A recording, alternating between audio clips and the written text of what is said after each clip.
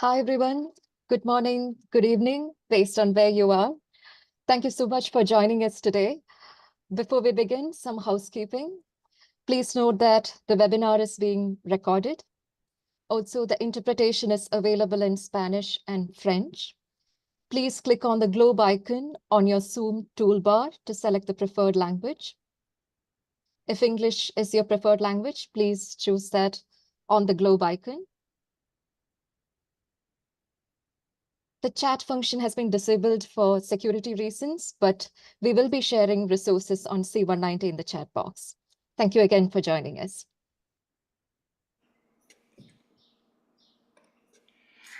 Thank you, everyone. My name is JJ Rosenbaum, Executive Director of Global Labor Justice.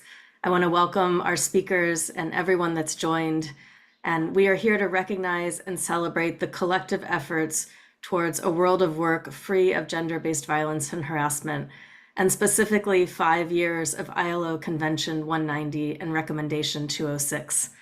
We want to recognize that this is the fastest ratified convention in ILO history, with, I believe we're up to 44 countries now that have ratified. It seems like more are joining every day. And we also want to recognize that it's more than ratifications, that the concepts and the commitments in the convention and recommendation have been implemented through law and policy, through collective bargaining, supply chain agreements, model contracts, and many more creative and powerful ways. Today, we're going to also celebrate the unions and the women's organizations and the millions of workers around the world who have organized towards the convention and are now using the convention and recommendation and their norms to change their workplaces and the world of work around them, and to strengthen their own leadership and organizations. We wish we could be together in the same room for this celebration with the energy that infused the ILO when this was adopted. But we're also appreciative of this space, which links us across time zones and countries. I want to recognize the co-sponsors of this event, which include the International Domestic Workers Federation, the International Trade Union Confederation, Uni Global Union, Solidarity Center, Asia Floor Wage Alliance, the Nigeria Labor Congress, Bangladesh Center for Worker Solidarity, Feminist Alliance for Rights, Human Rights Watch, and my organization, Global Labor Justice. These organizations are joined by additional sister organizations on a task force to help build momentum this year towards a world of work free of gender-based violence and harassment that was established alongside the 68th session of the Commission on the Status of Women in March of 2024, and where we committed to these kinds of efforts over the next year, building towards the Commission on the Status of Women 2025 and Beijing Plus 30. So now I'm going to turn the microphone over to Annie Kelly. We're very appreciative to have you joining us, Annie. Annie is an award-winning human rights journalist for The Guardian. She is the editor of The Guardian's Rights and Freedom series and has extensively reported on many issues pertaining to women workers, including women journalists under attack, garment workers in global supply chains, and GBVH faced by women in Afghanistan.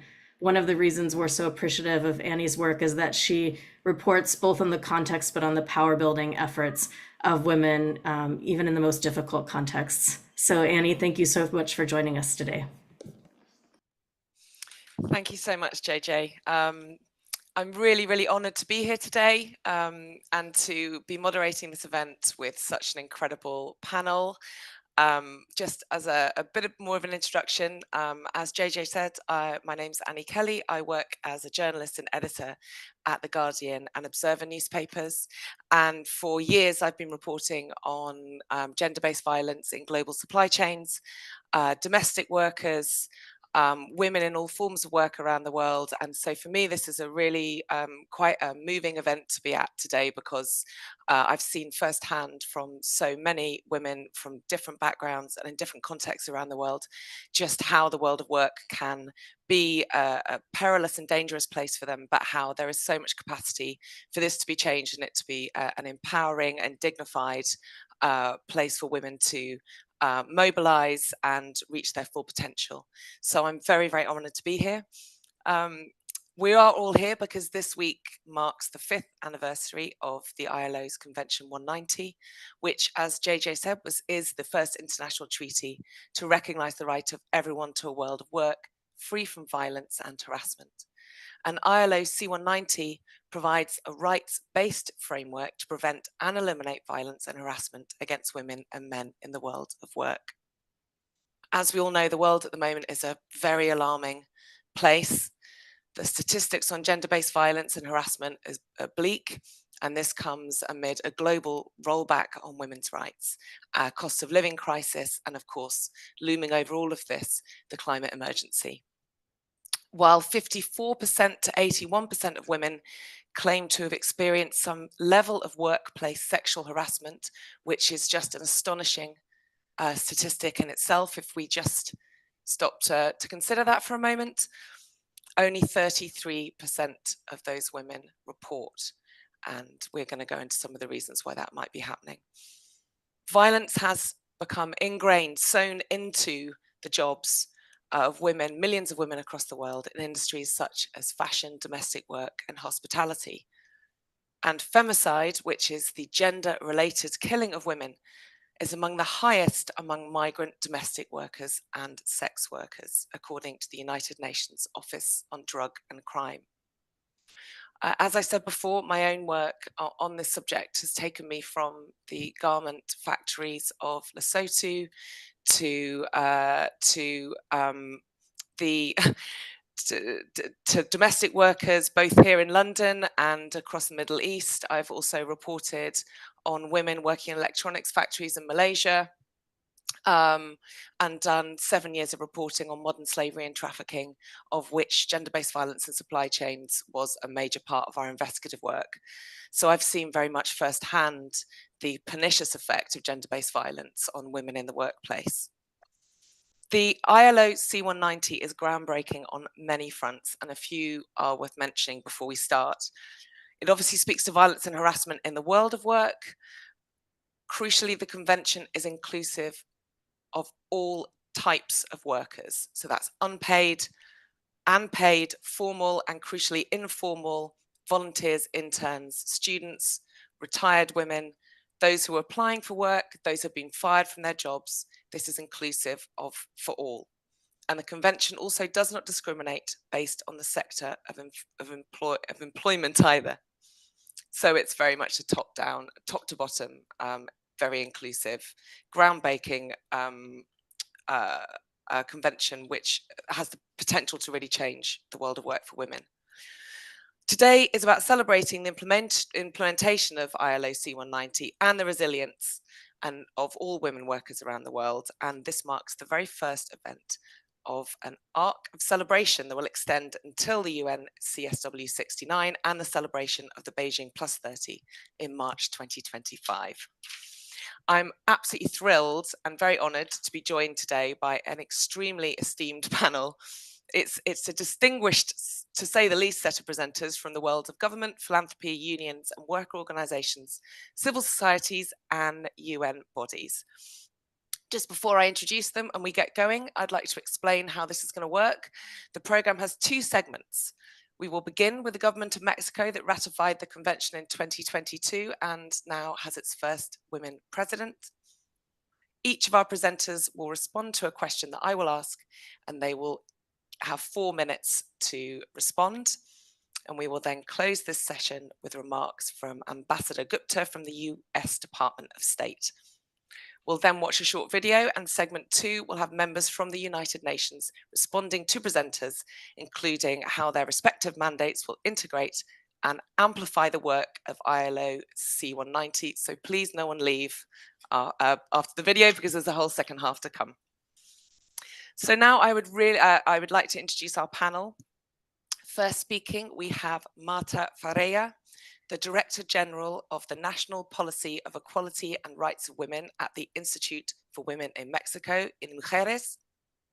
Secondly, we have Ghada Abdel Tawab, the Senior Program Officer, the Future of Workers International at the Ford Foundation. Next up, we have Christy Hoffman, the General Secretary of the UNI Global Union. After that, Ananya Bhattacharjee, the International Coordinator of the Asia Floor Wage Alliance. After that, we have Fulya Pinar Ozcan, the member of the ITUC Women's Committee and the president of the Women's Committee at Uzlakish, I hope I pronounced that correctly, in Turkey. Next, Adriana Paz Ramirez, General Secretary of the International Domestic Workers Federation. And lastly, we will hear from Dr. Geeta Rao Gupta to close the session, Ambassador at Large for the Office of Global Women's Issues at the US Department of State. So first, I would like to introduce Marta Ferreyra. As I said, we're really, really honoured to have you here. And I was wondering if you could start by just explaining just how important ILO C190 is to your work and give the context in Mexico. Okay, it's okay. Thank you. I will to thank all of you, Adriana Paz, especially. Thank you very much for the invitation. And I start in Spanish, if you ask. Los antecedentes de la entrada de la ratificación del convenio 190 son importantes y lo voy a hacer muy brevemente en unos segundos, pero es importante saber que a partir de 2011 México otorga a todas las convenciones y estándares internacionales que se firman el rango constitucional. Entonces eso quiere decir que una convención como la 190 inmediatamente pasa a formar parte de eso que es el estándar de derechos humanos constitucionalmente aceptados. Entonces, desata muy rápidamente acciones por parte del gobierno. Quiero decir, Ani, que los datos que tú has dado internacionales sobre violencia en el puesto de trabajo, tanto para mujeres, para hombres, pero especialmente sabemos que esto es algo que sucede especialmente por razón de género a las mujeres, son parecidos en México. Entonces, no voy a dar muchos datos más, pero quiero ratificar que es una problemática fundamental, que yo creo que eso también es una expresión de por qué fue ratificado tan rápido este convenio, por qué lo hemos logrado en 5 años tanto éxito a nivel de un convenio de esta magnitud, porque yo creo que ya ha pasado esta idea de hay conciencia sobre la importancia de construir mecanismos que protejan y que protejan en todo sentido a las mujeres en el espacio de trabajo, tanto formal como informal, que en México, ustedes no sé si saben, pero yo imagino que es una tendencia mundial también. En México las mujeres ocupan principalmente el espacio del trabajo informal. Entonces es muy importante un convenio que también protege a las mujeres en ese espacio. Los principales agresores de las mujeres que han trabajado alguna vez en su vida han sido los compañeros de trabajo, su jefe, un supervisor, un directivo y algún cliente. Es decir, que en el 20% de las mujeres ocupadas en 2022 refirieron haber experimentado al menos un incidente de violencia o discriminación laboral durante ese año. ¿Cuáles fueron los resultados de la implementación del convenio 190 en México? Inmediatamente la incorporación en la normatividad y en los instrumentos y herramientas necesarias para que el acoso y hostigamiento sexual dejen de obstaculizar el acceso y permanencia de las mujeres en el mundo laboral, así como en su progreso profesional y que garanticen su desarrollo laboral con igualdad de oportunidades. ¿Cuáles fueron los avances del Estado mexicano en materia de violencia? Hoy en día tenemos ya un protocolo para la prevención y atención y sanción del hostigamiento sexual y acoso sexual para toda la administración pública federal, dentro del cual se insta también a esto que el convenio da mucha importancia, que son las declaraciones de tolerancia cero al interior de los centros de trabajo. En 2022 también la Secretaría del Trabajo desarrolló un modelo de protocolo para prevenir, atender y erradicar la violencia laboral en los centros de trabajo. Nosotras hemos elaborado desde InMujeres directrices para elaborar e implementar mecanismos para la prevención, atención, sanción del hostigamiento sexual y de acoso sexual en las instituciones de educación superior, en las universidades, ¿no? Pero son un poquito más, este está liderado también por la Secretaría de Educación Pública. los lineamientos también para la prevención y atención del acoso sexual contra las mujeres en el transporte público colectivo con otras secretarías del Estado y mecanismos para la prevención y atención del hostigamiento y acoso sexual desde la perspectiva intercultural, que es un tema que para México es fundamental. ¿Cuáles son nuestros retos pendientes? Para la erradicación de la violencia y el acoso del mundo del trabajo es indispensable I'm que... really sorry to interrupt, Sí. Marta. Would you mind Okay. slowing down slightly so the Yes. interpreters can Yes. keep up? Yes. Thank you. I repeat or I restart? Okay. No, please just carry on. Okay. Entonces, directrices para elaborar e implementar mecanismos para la prevención y sanción y hostigamiento sexual para las universidades en todo el país y también para las escuelas normales, que son las que forman los maestros y las maestras del país. Lineamientos para la prevención y atención del acoso sexual en el transporte público, que aunque no parezca, es un espacio laboral también. Los mecanismos para la prevención y atención del hostigamiento y acoso sexual desde una perspectiva intercultural, que es prioritario en México, porque México es un país intercultural con una cantidad de intersecciones que cruzan además del hecho de ser mujeres. ¿Cuáles son los retos pendientes? Y con esto termino.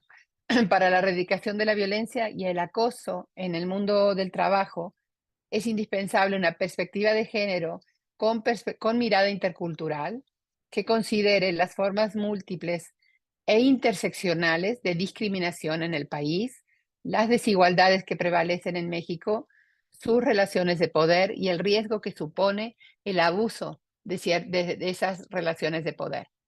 El acoso sexual en el ámbito laboral, las barreras y las tensiones que implican la doble jornada, la productiva y la reproductiva para las mujeres, la desigual participación en la toma de decisiones y en el reparto de los puestos significativos en las instituciones relevantes del país, salvo la presidencia, ya lo saben, México tiene una nueva una nueva presidenta recién electa.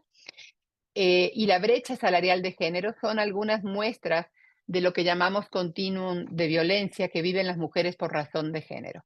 Sin duda, el Convenio 190 ha dotado al Estado mexicano de un nuevo instrumento para garantizar un mundo de trabajo libre de violencia y acoso mediante la suma de voluntades y el diálogo social. Muchas gracias.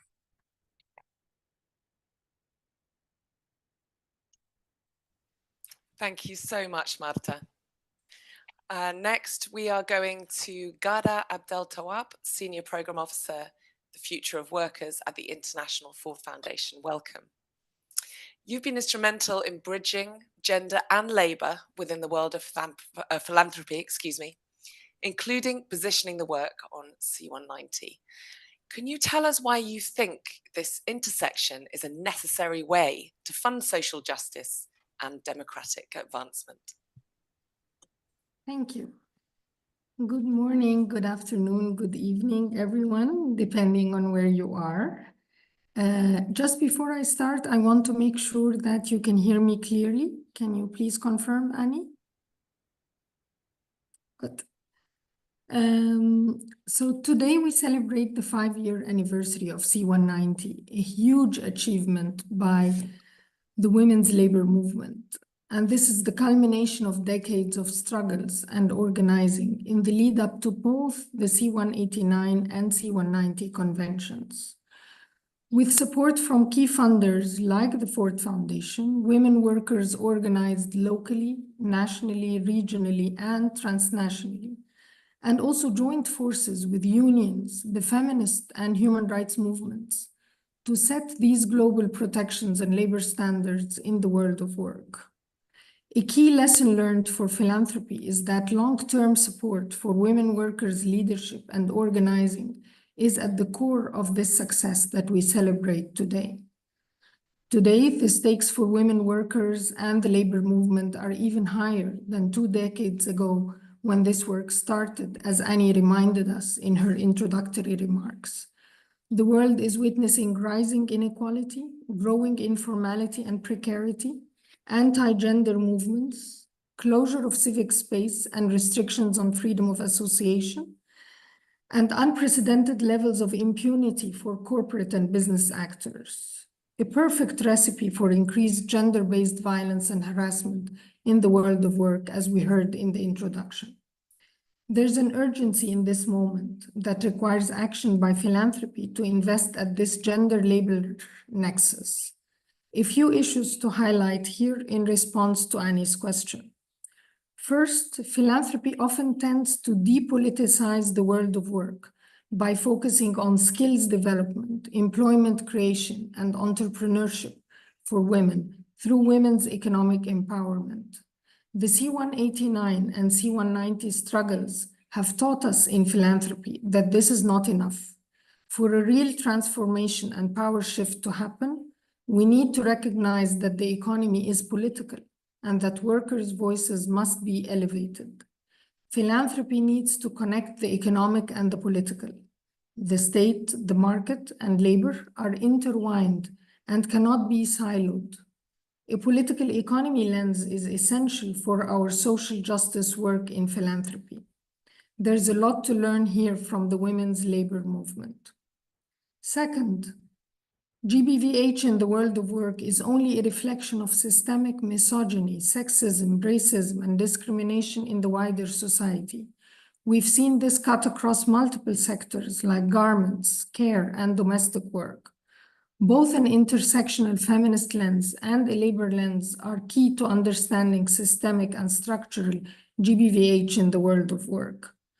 We learned that women's lives are interconnected in the household, the community, and the workplace. So philanthropy should take a more holistic approach and bridge the silos of gender and labor to address social justice more effectively. We are working towards this at the Ford Foundation. The C-190 anniversary is a perfect opportunity to bridge this disconnect. Finally, women's leadership and organizing are integral to social justice and democracy building. As we learned from experience of C-189 and C-190, it was organized women workers who took the lead in national, regional, and global campaigns for those international conventions. Organizing and cross-movement building across labor and gender have been key in shifting power back to the workers through collective bargaining agreements like Dindigol and Lesotho. From local unions like the Tamil Nadu Textile Common Labor Union, TTCU, to regional labor-led alliances like the Asia Floor Wage Alliance and international federations like IDWF, workers' movements and congresses represent vibrant civic spaces for amplifying workers' voice, developing constitutions, and electing leadership democratically. For this to happen, we need long-term investment in workers' movements and new tools for organizing women workers which respond to the new realities in the world of work today. We also need an open civic space and freedom of association and assembly for an enabling environment. The labor movement both thrives under and contributes to an open civic space through holding business and government accountable. Philanthropy should therefore invest more at this intersection of gender, labor, and the civic space for advancing social justice and democracy. Thank you. Thank you so much, Garda. Next, I'd like to introduce Christy Hoffman, General Secretary of UNI Global Union. Christy, UNI affiliated unions have been very successful in integrating C-190 into collective bargaining agreements and other global framework agreements. And how does addressing gender-based violence using C-190 actually strengthen unions and worker collectives?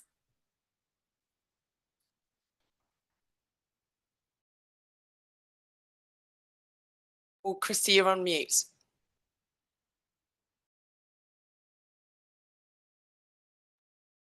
There you go. Sorry about that. famous words to be on mute. It gives me great pleasure to be part of this celebration, 5 years of the ILO Convention 190. And we know the struggle that we had to go through to achieve this together with all of our sister organizations who worked so hard to make this convention a reality. So the celebration is well deserved. At UNI, we are constantly campaigning for the ratification of the convention, but today, in answer to your question, we also want to share with you some very good results through collective bargaining, both at the global and the local level, because we believe that progress can only be achieved with a mix of legal tools together with raising awareness and the both power and access to remedy at the work site. Legal measures don't work on their own without an environment linked to security that speaking out will not lead to the nightmare of retaliation. So just to give you an example, at the global level, Orange, which is the French telephone company, signed an agreement with UNI, which contained the text of C-190 even before it was adopted.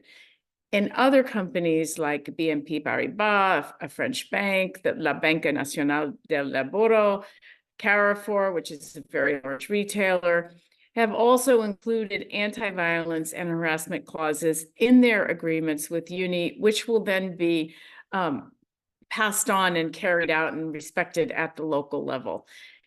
And then finally, of course, we've seen this language about gender-based violence and harassment added to the collective bargaining agreements as well. Just most recently, there's a new collective agreement that's been signed with Televisión Nacional de Chile, and as well as a separate agreement in Carrefour, Uganda. In all of these cases, these agreements will provide access to remedy and make it clear about what a zero tolerance for gender-based violence at work. But I also want to speak to the issue of harassment. In addition to the harassment from coworkers or managers, the issue of third-party harassment, which has taken center stage for many women in our unions, especially care and retail.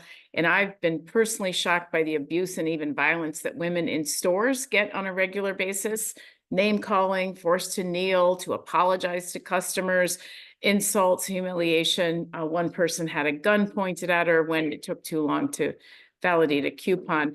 So this has been a top issue for women in our retail unions, and I am pleased to say that there have been campaigns led and designed by women trade unionists, which are succeeding. In Japan in particular, in the Akita province, there's been a very big campaign by our union UA Zenzen to stop the behavior training at school, mandates for employer training. In Australia as well, a very big campaign led by the retail union there, which results in an agreement from the employer that they will agree the customer is not always right and take active steps to block customers from entering the premises, or even to change the laws to make the abuse carry stiff legal penalties. All of these are the result of the awareness and the context of C-190. That has been an essential background. So I would argue these are just a few examples of women and their unions using the foundational principles of C-190 and adapting them to the problems they face every day, using their power in a union to win for workers' case, of course, especially women workers. So thank you. Thank you so much, Christy. And, I think it's a really important point that you raise about third party. It's not often considered when we're debating this. So I thought it was a really, really interesting point. Thank you. Next, I would like to welcome Ananya Bhattacharjee, International Coordinator at the Asia Wage Floor Alliance. Hi, Ananya. I've actually worked very closely with AFWA over the last few years, and it's really nice to see you on this panel. I wanted to ask you about the Dindigul Agreement, which is premised on C-190 and is a prime example of how the convention has helped empower women garment workers to respond to gender-based violence and harassment. I'd like to say that I did a lot of reporting on the case which led to this agreement. So it is a story and an agreement that is very, very close to my heart. It goes down to one of the proudest moments of my career as well, working on this story with AFWA.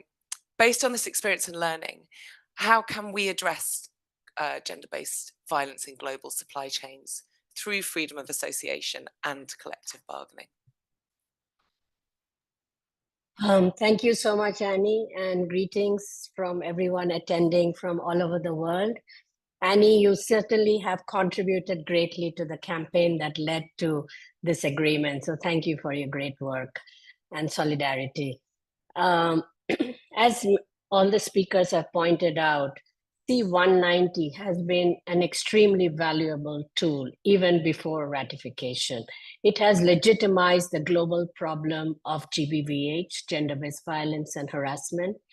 And very important, it has expanded a women-centered definition through the use of its phrase, world of work, which expands it from the workplace to the home and the community and in between. This is an incredible accomplishment, and it has greatly helped our work.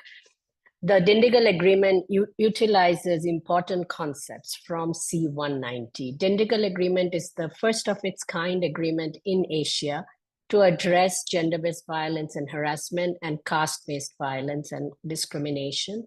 It was won in 2022 in India through a global campaign after the death of Jayashree, a 21-year-old garment woman worker who was raped and murdered by her supervisor in a company where the union was not even allowed to come near the gate. This was won by the courageous women-led majority Dalit union, TTCU, that Gada has also referred to. And this campaign, we were the proud supporters of TTCU from Asia Flowage Alliance, along with Global Labor Justice. It is a legally binding supply chain multi-party agreement. So it's signed by 3 global brands, Gap, PVH, and H&M, with a prominent supplier company in India and the labor organizations, TTCU, Asia Flowage Alliance, and GLJ. Today, I would like to point out our approach and understanding that we bring to this work. One is we see GBVH as a core issue at the workplace. It is not a side issue among other issues. To us, GBVH prohibits workers from accessing other fundamental rights at the workplace, home, and community. So it's a central issue. Second, when we address GBVH meaningfully, we expand women's access to fundamental rights at work. And I want to say what is meaningful, because in the global supply chain, in the fashion industry, we see fashion brands saying that they are also trying to address gender-based violence and harassment, but they do so without the involvement of unions and workers. And it is these are training programs or hotlines that they implement with the help of the employers, which are the supplier companies. To this date, none of them have worked, and millions of dollars go into them. So they primarily, most companies exclude workers' collectives and trade unions from the solution. The success of the Dindigul Agreement over the last 2 years decisively shows that a union-led, women worker-centered approach is critical. The other point is, although GBVH is experienced individually at the workplace, its solution can only be collective. So as speakers have pointed out, freedom of association is absolutely essential. It is the only way to recognize and operationalize women workers' agency at the workplace, including protection from retaliation. This is freedom of association allows for collective bargaining, which helps women workers to understand that now they can solve their problems safely. Safely solving problems is very, very important, because most of the time, without freedom of association and collective bargaining, it's extremely unsafe for women workers to try to solve the problem of GBVH. So the result of all of this is a legally binding agreement should be, this is the approach that we are advocating, The bottom line should be a legally binding agreement, not a voluntary understanding, and also defining GBVH as the world of work in the larger sense, because in a lot of these industries, you have migrant workers who come to work in these factories, and they have to live in hostels, or village women workers are brought from adjoining villages in buses where the drivers can be abusive. So it's important to include the world of work. I would like to end with saying that it took a great tragedy, an extremely great tragedy, to win the Dindigul Agreement. I think it's really important for us to figure out how to work proactively so that we do not have to wait for incredible tragedies to happen before we can do anything. It is also important to change outmoded thinking of what constitutes a good business model, because due to the Dindigul Agreement, there has been a 67% decrease in worker attrition, which means workers are staying longer in their jobs, which actually helps the company and the business. So we need to get rid of our outmoded thinking of how businesses should operate and not wait for great tragedies to make progress. Thank you so much. Thank you so much. Next, I'm very pleased to announce Fulya Pina Ojan, excuse me, so timer going off, who is the member of the ITUC's Women Committee and President of the Women's Committee at Uziblakish in Turkey. Welcome.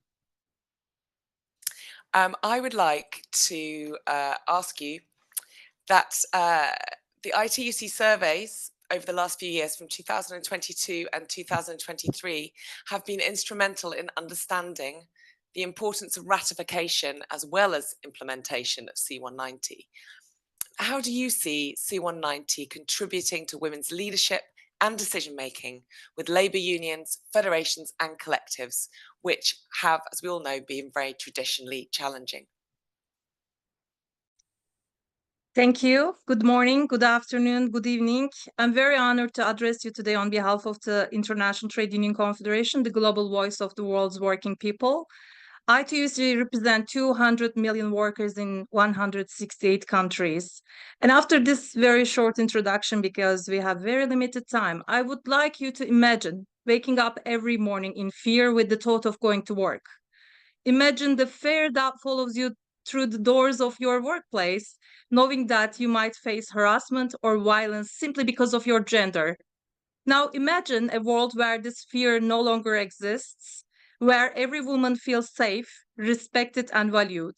This is not just a dream, it's a possibility we are striving to achieve through the implementation of the International Labour Organization's Convention 190. C190 is more than a legal instrument, it's a beacon of hope, a promise of safer, more inclusive workplace for everyone. For many women around the world, especially those in trade unions, federations, and confederations, C190 represents a transformative opportunity. It offers a path to not only end workplace violence and harassment, but also to empower women to rise as leaders, to have their voices heard, and to drive the change they wish to see.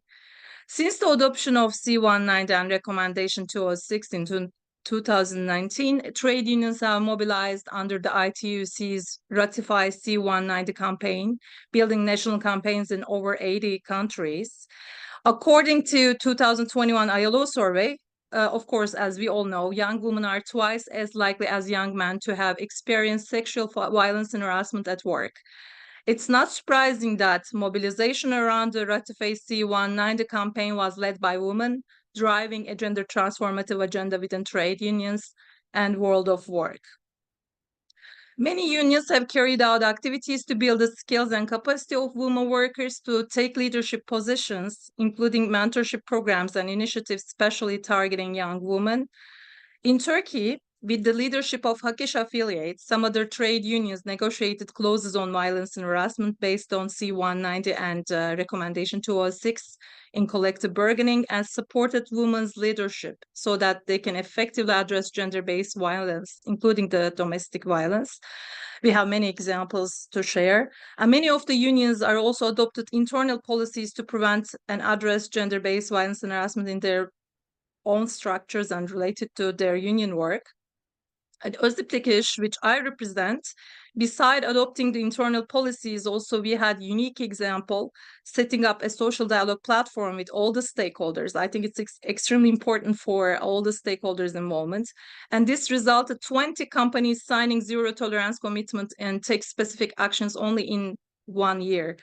We also had the focus group interviews, which showed us that many workers either are not aware of the violence and harassment in the workplace, or they're afraid of reporting it due to their cultural barriers.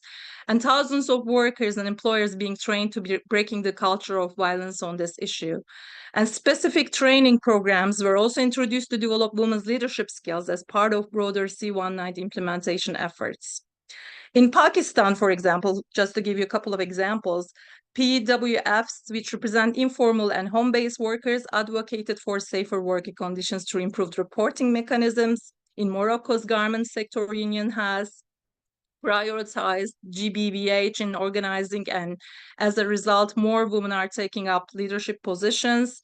ITUC's goal is to achieve at least 50% of women's representation in decision-making bodies of all the ITUC affiliates.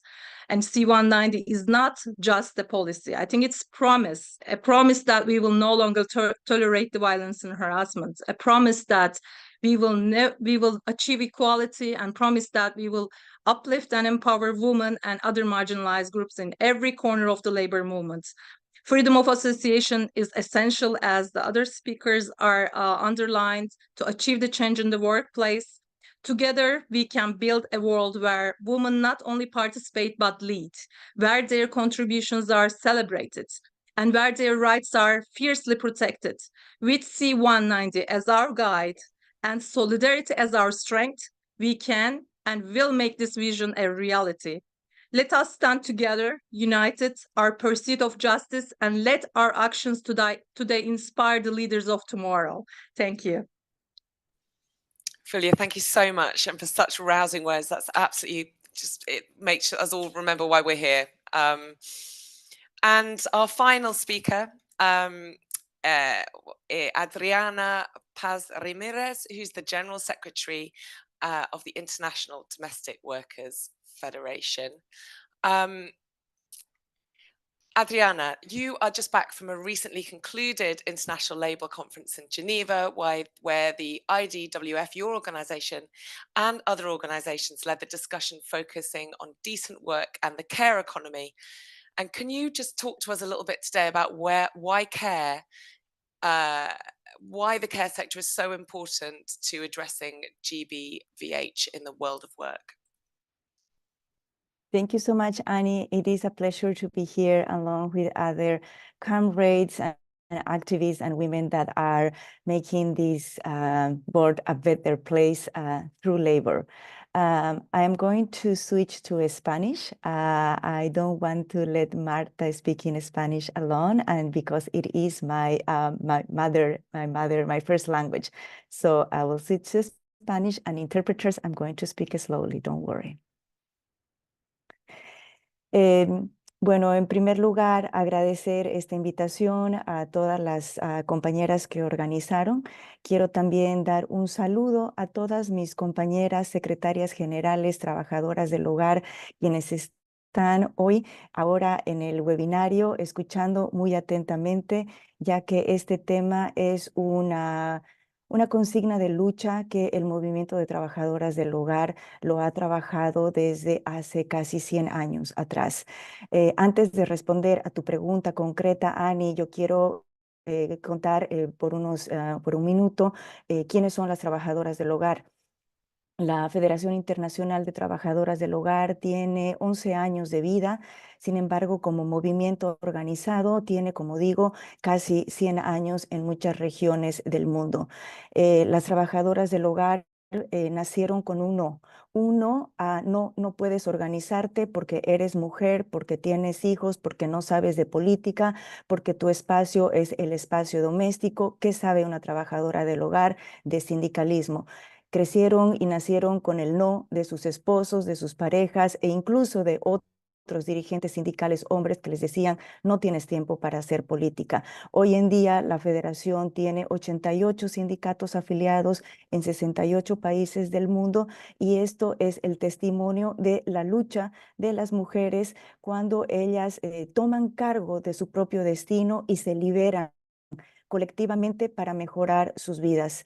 También tenemos la dicha de que esta semana no solamente es el aniversario de la adopción del convenio 190, sino también el aniversario de la convención 189, la convención que se adoptó hace 11 años atrás sobre trabajo decente para trabajadoras del hogar.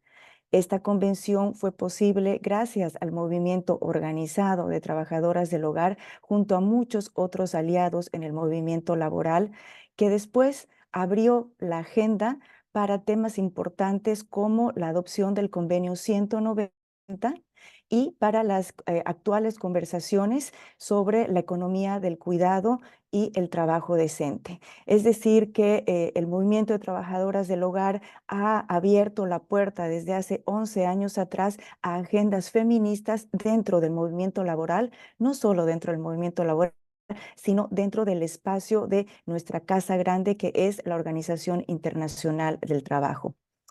La conexión entre el convenio 189 de trabajo decente, el convenio 190 y las discusiones del cuidado, para nosotras son una evolución, un continuum en la lucha por la libertad, por la igualdad de las mujeres y de las mujeres trabajadoras. Las trabajadoras del hogar, en su gran mayoría, son mujeres negras, son mujeres indígenas, son mujeres migrantes. Y es el sector que tiene la mayor concentración dentro de las 5 primeras ocupaciones, que tiene la mayor concentración de trabajo forzado y de trabajo infantil. Es decir, que las opresiones de género, de raza, de clase y por estatus migratorio están todas bastante interconectadas, lo cual crea un mundo de violencia estructural en su ambiente de trabajo, en su mundo de trabajo y también en su vida en general. La manera en que las trabajadoras del hogar han usado las convenciones 189 y la 190 es de manera íntimamente ligada.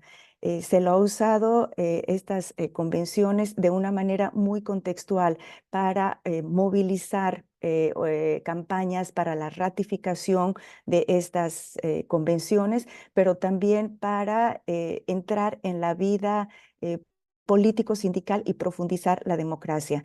Tenemos usos del convenio 190 de manera muy concreta a través de convenciones colectivas.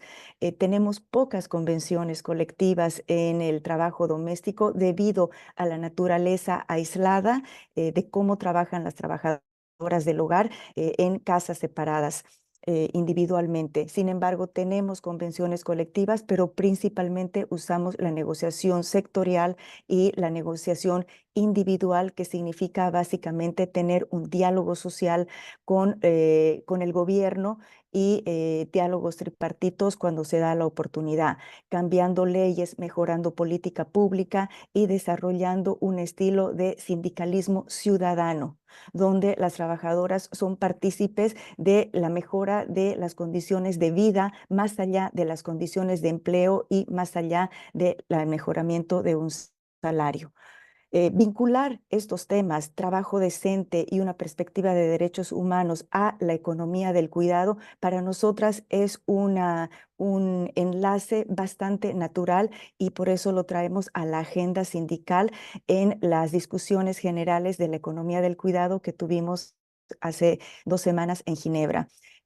concebir los cuidados desde un punto de vista de trabajo decente para quienes proveen cuidados y concebir los cuidados desde una perspectiva de derechos humanos para quienes reciben los cuidados, nos va a asegurar tener no solamente las necesidades de cuidado provistas, sino también nos asegura que éstas se estén dando en condiciones que son dignas. Y cuando hablamos de dignidad, hablamos de un mundo libre de violencia y de acoso y de hostigación para ambas.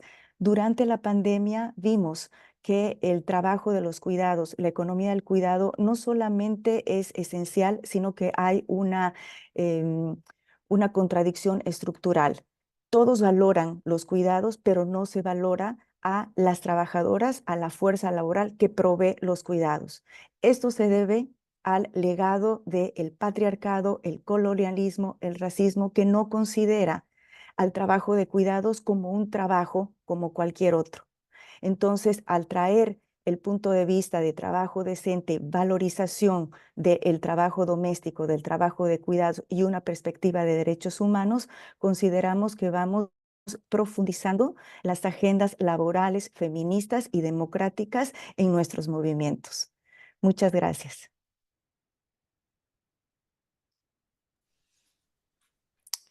Thank you so much, everyone. It's just been fascinating and an absolutely stellar panel, and I'm really honoured to be virtually sitting alongside all of you. And to close off this first section of the event today, I'm really pleased to introduce Dr. Geeta Rao-Gupta, the Ambassador at Large for the Office of Global Women's Issues at the US Department of State, and she will give us some closing remarks. Thank you so much, Annie. It's such a pleasure to be here on behalf of the US government. Congratulations to all of you. It's wonderful to celebrate the 5th anniversary of C-190 with all of you, and it's because of your efforts through ratification, implementation, and integration that we are here today. So cheers to every one of you. It's a combined effort of women workers, civil society organizations, labor unions, international organizations, philanthropies, and governments. Fulya, I have to say that your passionate remarks made me raise my fist. You have all been very inspiring, and your expertise and deep knowledge on these issues, I learned a lot listening to you. Thank you. You all raised some really important issues, and I wanted to quickly just list the ones that resonated with me. The fact about the violence and the unsafe environments faced by women workers who are isolated, such as women in the informal economy and care workers, domestic workers. The issue of third-party harassment. Thank you for raising that. The issue of safety in transportation. It's not just the workplace, it's getting to the workplace. I think that's an important issue. The link between harassment and violence at work and gender inequality overall, the power imbalance that exists in our society. I think that's an extremely important point to underscore. And thank you so much, Ananya, for highlighting the Dindigul Agreement. It's an inspiring effort because of women workers who spoke up, who organized and mobilized to create that legally binding agreement. And it's because of all of that it's because of these kinds of agreements that women's leadership has been fostered. So I have to say that when I spoke to Kelly Faye Rodriguez, the US Special Representative for International Labor Affairs here at the State Department, about this event today, we both agreed that the United States government had to be here, had to participate, because this event aligns with the Biden-Harris administration's unprecedented leadership on women's equality and labor. The US government is devoting efforts and supporting civil society and labor to integrate C-190 principles on gender-based violence and harassment into all of our priorities. This includes here in Washington, D.C., in our diplomatic work, at embassies around the world, at the ILO, and at the UN, because labor and gender equality for us are really cross-cutting issues. And we have repeatedly said that violence, sexual harassment, anywhere within the home, in the workplace, on the street, in times of war, in times of peace, is a gross human rights violation, and it must stop. My office, the Office of Global Women's Issues, has led the work at the State Department on the first ever interagency US strategy on global women's economic security, which lays out a vision in which women and girls around the world in all their diversity are able to fully, meaningfully, and equally contribute to and benefit from economic growth and global prosperity. We also have a strategy for preventing and responding gender-based violence globally. And in both of those strategies, eliminating gender-based violence and harassment at work is an important pillar. In November, President Biden signed the new Presidential Memorandum on Labor, which guides our foreign policy. It aims to empower workers, including women, in the workplace. Women workers, including from marginalized racial, ethnic, and indigenous communities, really rely on us to improve workplaces around the world and to support their success. So brand agreements like the Dindigul and Lesotho agreements are a wonderful example of how US companies are promoting high road investments and enabling women to make positive changes in their workplaces, including eliminating gender-based violence and harassment. And of course, our efforts overseas work in tandem with the administration's domestic actions to ensure equity and inclusion in good jobs that pay family-sustaining wages. We know there is much work for us to do here in the United States and in almost every country around the world. I just want to say I'm proud that my office plays a role in this work, and the department with Kelly and me both leading the charge on this issue, advancing this agenda. So really proud to be here and honored to share the stage with all of you. Thank you so much, Annie. Thank you, all of you. As again, it's been such an honor. So many great women coming together on this. It should really be a celebration for what has been achieved and kind of gaining power and momentum for the fight ahead as well. Hi, everyone. Before we move on to the announcement, I just wanted to remind you of the interpretation. If you're joining us late, please select your preferred language from the globe icon on the Zoom toolbar. Interpretation is available in Spanish and French. Thank you again, Prashanti, for your kind words.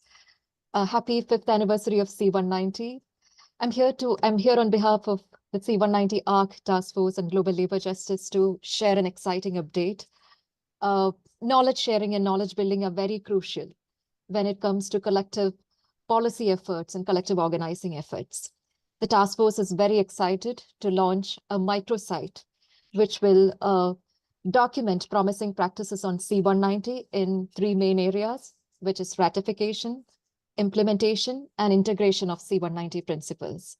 We'll be in touch with further details soon, and these practices will be documented from different geographic regions. Thank you. Thank you again for joining us today. Over to you, Prashanti. Thank you very much. I just wanted to recognize that this work that begins today, and this arc will end, not end actually, but continue until Beijing +30 next year.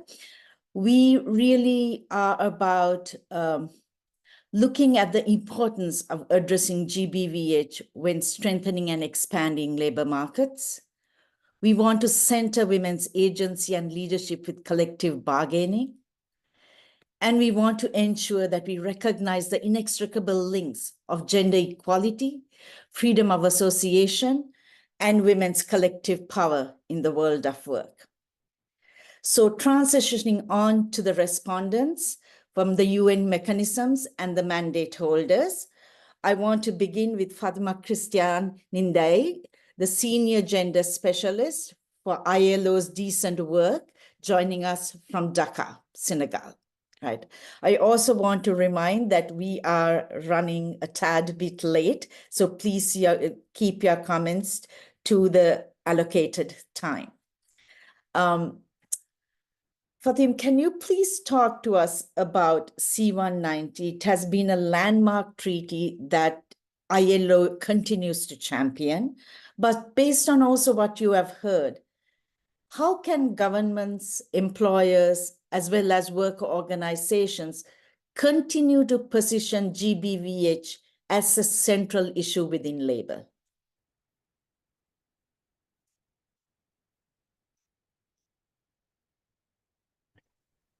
Merci de nous avoir conviés à cet événement. Pour nous, les gouvernements, les syndicats et les employeurs jouent un rôle crucial pour lutter contre la violence et le harcèlement dans le monde du travail et plus spécifiquement en matière de violence et de harcèlement basé sur le genre. Tout en reconnaissant la nécessité d'une approche proactive adaptée au contexte culturel, socio-économique et politique des pays, nous pensons quand même, et d'après ce que nous avons constaté, qu'il y a des stratégies et des mesures concrètes sur lesquelles les mandants se positionnent. Un premier point, c'est l'engagement tripartite, c'est-à-dire l'engagement commun des gouvernements, des organisations d'employeurs et des organisations de travailleurs à la ratification de la Convention, mais aussi au renforcement des cadres législatifs et politiques. En Afrique, presque systématiquement désormais, lorsque nous refondons un code du travail dans un pays donné, la question de la violence et du harcèlement se retrouve au cœur des discussions et figure in fine dans le nouveau code du travail, ce qui pour nous est particulièrement important, même quand le pays n'a pas ratifié la Convention. Le deuxième point qui me semble aussi important, c'est qu'il faudrait que les législations s'étendent aux travailleuses de l'économie informelle. Quand vous prenez le cas de l'Afrique, près de 90% des travailleuses sont dans l'économie informelle. Et en plus de ça, ces politiques et ces codes du travail doivent être clairement définis. Ils doivent être accessibles à ces femmes. Donc, il faut en plus les vulgariser, c'est-à-dire que les femmes puissent avoir connaissance et conscience de ce qui est dans les codes du travail. Un autre point qui me semble aussi important, c'est la question du dialogue social et des négociations et des conventions collectives. Systématiquement, désormais, toutes les conventions collectives qui se font dans la sous-région de l'Afrique de l'Ouest, par exemple, intègrent la question de la lutte contre le harcèlement et la violence. Et ils mettent un accent sur non seulement la violence et le harcèlement en référence à la Convention 190, mais sur la violence et le harcèlement basé sur le genre et font des liens entre cette violence et d'autres droits féminins tels que les discriminations sexistes. Et pour nous, ça, c'est particulièrement important parce que la violence et le harcèlement doivent se repositionner d'une manière holistique par rapport à tous les autres droits au travail des femmes.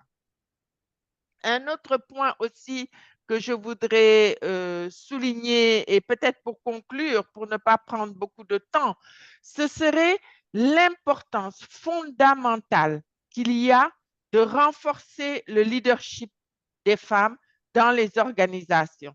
Tant que les femmes ne seront pas au premier poste de responsabilité dans les organisations, que ce soit les organisations syndicales ou les organisations patronales, les organisations de la société civile, il y aura plus de lenteur. Je ne dis pas que ce sera impossible, mais il y aura plus de lenteur à ce que des questions telles que la violence et le harcèlement soient prises en compte et il sera plus difficile de promouvoir une culture organisationnelle inclusive et respectueuse des droits des femmes et de leur garantir un environnement de travail équitable pour tous et digne pour tous et toutes. Je vais m'en arrêter là. J'espère que je n'ai pas dépassé mon temps. Thank you, Ms. Ndai. Repositioning violence and harassment in a holistic way and expanding on women's agency and leadership is exactly what we need at this given time. So thank you for your remarks. I am now moving on to the two representatives from the women, I would say the human rights mechanisms. I think it's really important for us to recognize the links of human rights, gender, and labor in order to really achieve gender equality and advance women's human rights. So I move on now to Laura Nirinkindi, the Vice Chair of the UN Working Group on Discrimination Against Women and Girls. It has been extraordinary to work with your team during the past few years, very specifically when you reported on the changing world of work for women, right? And now you're positioning your thematic report on care. So it is wonderful, and I would love to hear from you about how C190 is being integrated to the working group's normative framework to advance women's human rights. Thank you. Thank you so much, Krishanti. And it's a delight to be here. As you rightly said, the working group has supported the draft right from the drafting process of CINA 190 up to today. We are firm believers and champions of this very important legislation. Throughout its mandate, the working group has emphasized actually that harassment and violence in the workplace affect women disproportionately. It constitutes pervasive, brutal manifestation of gender-based discrimination. And these violations present a significant obstacle to achieving gender equality and a wide range of women's human rights. This is well documented in our report, as you say, and we invite participants to look it up on the internet. Women experience harassment at work and violence, and women in vulnerable forms of informal work particularly experience this, and they are particularly susceptible to harassment and violence in the course of their work. But these are the categories that are also usually left out of legislative frameworks, and Madame Fatima has made this point very well. So the adoption of C190 makes a significant advancement in a number of areas, especially its recognition that both employers and workers' organizations have a role to play in responding to domestic violence as another form of violence. So this is an added layer of protection in the workplace. This shift is essential because it is an essential perspective that the working group appreciates, as domestic violence has historically been viewed as a private matter that impacts people in their homes rather than in their work. Now, globalization and technological challenges are also creating new vulnerabilities for women's work and splintering the workplace through increased global supply chains, subcontracting, and the use of flexible forms of labor.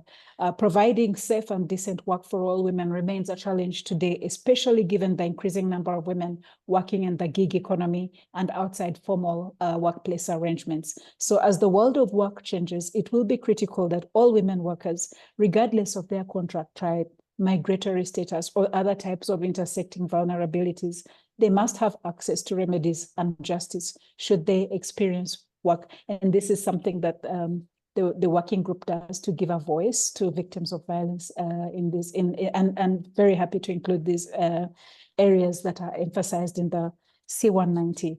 And also to this end, the working group will continue to encourage member states to ratify and ensure full implementation of the convention and to strengthen legal frameworks, as Fatima has very eloquently stated, to prevent, but also to effectively respond to harassment, providing coverage for all types of workers, and particularly in workers involved in non-standard employment that I referred to earlier, all workplaces, including public and private spaces and digital platforms.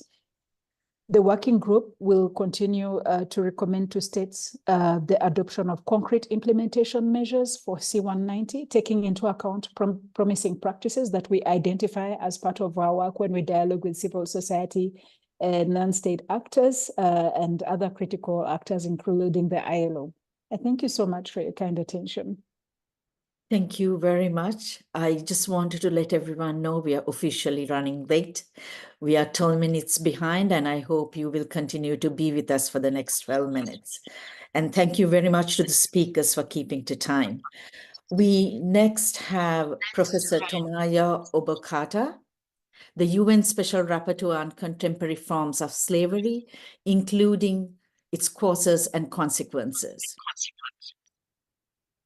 Well, thank you very much for inviting me to this event, and I completely agree with everything that has been stated by all speakers, because what they said can correspond to what I have been discovering in my own work as UN Special Rapporteur on Contemporary Forms of Slavery.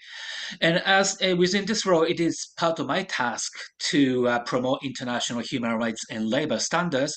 And of course, the Convention 190 is particularly important, as I know for the fact that violence and harassment and at work, particularly against women, is a serious issue in all sectors in all regions of the world. Through thematic research and country visit I conducted in the past, I have learned that female workers in domestic work, agriculture, garment sectors, and others are vulnerable to violence and harassment, including those of sexual nature. And this was certainly the case for plantation and garment workers in Sri Lanka, migrant agricultural workers in Costa Rica and Cote d'Ivoire, and indigenous female workers in Canada, all of which I have visited in the last several years. And I wholeheartedly agree about the need to understand and address the intersectionality raised by some of the speakers during this session. And obviously, all women are vulnerable to gender-based violence and harassment, but my experience has shown that indigenous, minority, migrant women and women with disabilities or gender diverse workers are particularly at risk of exploitation and abuse. And the convention, in my view, is also important in addressing violence and harassment in the informal economy, where female workers constitute the vast majority of workforce in a large number of countries. I published a report a while ago on the contemporary forms of slavery in the informal economy, where I demonstrated that informal workers are more vulnerable to exploitation and abuse, as labor protection laws and regulations are not rigorously enforced or don't even exist. And this is a case, for example, for domestic work. The states bear the primary responsibility to protect workers in the informal sector. Among others, labor inspection must be strengthened in this regard, and states must also ensure access to justice and remedies for all victims of sexual violence and harassment. Employers in the informal economy must also do more to protect the human rights of all workers. A starting point is to strengthen the human right to diligence among them, but I appreciate that there are certain challenges in promoting this among employers in the informal economy. And as already highlighted by previous speakers, workers' organizations, civil society, and other stakeholders are at the forefront of protecting female workers from gender-based violence and harassment. And I'll call upon all states and the international community to respect and provide support to their work. And finally, I will continue to encourage all states to ratify and implement the Convention 190, and I will in this regard, I will continue my constructive dialogue with all member states through the Human Rights Council and other means. And I know that we are already behind time, so I will stop here. So thank you very much for giving me this opportunity. Thank you very much, Professor Bakata. Now I have the privilege of introducing Lopa Banerjee for our closing remarks. Lopa Banerjee is the director of the Civil Society Division of UN Women. She helms the strategic engagement with civil society to promote partnerships and influence global action for gender equality. She will speak to the importance of Beijing +30 and C190 and what it means to advance gender equality and women's human rights. Thank you so much for joining us, Lopa. Thank you so much, Krishanti, and greetings to all the speakers on this panel, but also many congratulations to you, Krishanti, and to all the organizers for this excellent session starting from my time, 8 a.m. in the morning. It's really been a very exciting discussion. And I particularly celebrate this discussion because I remember with such excitement, Krishanti, the adoption of C190 5 years ago. UN Women was very much part of the of this journey together with women's rights organizations, women's labor movement, UN agencies, ILO, and others on this path. And at this time of 5 years of C190, but also critically as we lead into 30 years after Beijing. And this moment to bring these two moments together and these two aspects together in order to be able to link gender, women's rights, the politics of the economy, the political choices related to economic policies, democracy, and labor. To be able to link this in a critical way is going to be central as we move forward, including next year as we look at SDG at 10, at the Sustainable Development Goals at 10. Now, for UN Women is focusing its Beijing +30 strategy on 3 critical aspects that are also very relevant to the continued ratification and implementation of C190.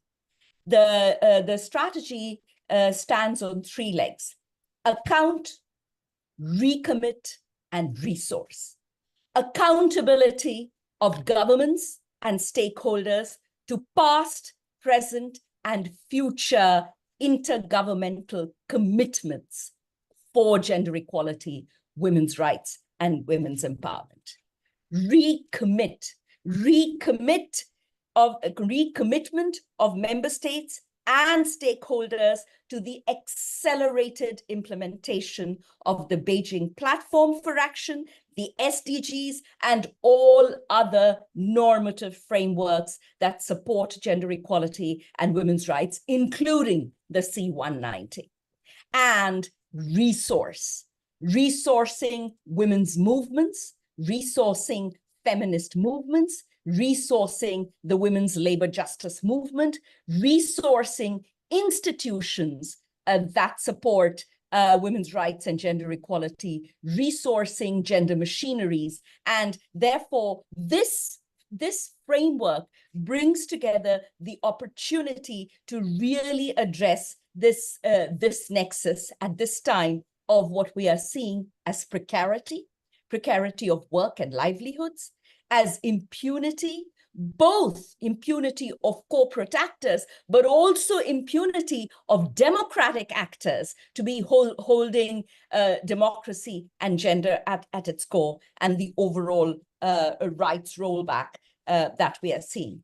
It is going to be absolutely central as we look at C190, both the ratification and the implementation, but also to look at this current context in terms of the changing world of work, and look at the ratification and implementation to be addressing the fact that there is a continuity of violence from online to offline. That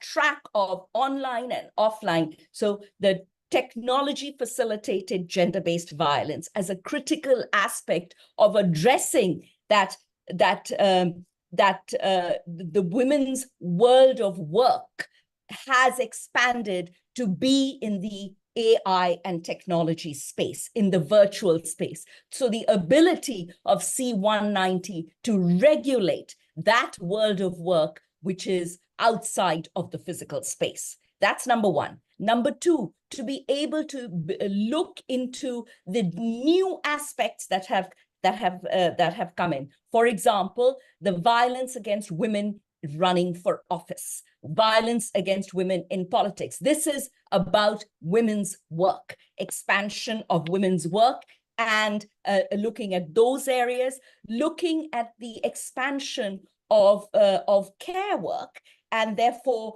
the link between strengthening the link with C190 and all domestic violence legislation, so as to be able to look at the theater of work out in its expanded capacities. I am going to end here to say that this moment is a really opportune moment for all of the actors to come together to look at this moment of Beijing +30, C190, the SDGs, and its comprehensiveness around addressing gender equality, women's rights, and women's empowerment, and a moment to really strengthen women, the feminist movement, including the gender justice and labor justice movement. Thank you so much, Krishanti. Thank you to all the speakers, and back to you. Thank you very much, Lopa. What a way to end. Account, recommit, resource. I want to take this opportunity to thank Erin from the Solidarity Center, Caitlin and Ardra for ensuring that this particular session ran as smoothly as it has. It is also important that we recognize the brilliant journalism of Annie Kelly and her moderation today. Thank you to all the speakers, and may we all rise. Thank you. This is Krishanti Dharmaraj from the Feminist Alliance for Rights.